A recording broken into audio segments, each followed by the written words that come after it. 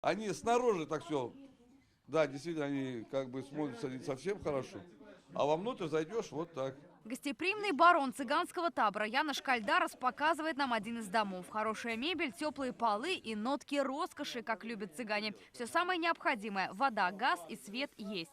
Семья Кальдарос, можно сказать, сторожилы поселка Айша. Переехали сюда в начале 2000-х. Со временем купили 3 участка в общей сложности 42 сотки. Но за 15 лет, которые они здесь живут, появились дети, внуки и даже правнуки. И количество домов тоже выросло с 3 до 18.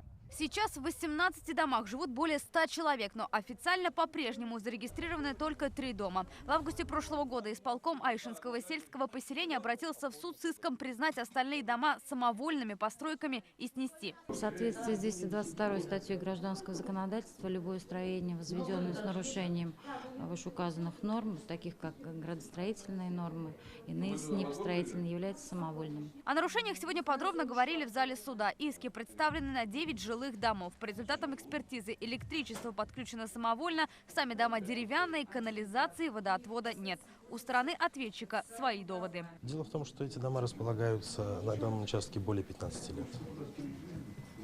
Первоначально за весь этот период со стороны администрации никаких претензий не было.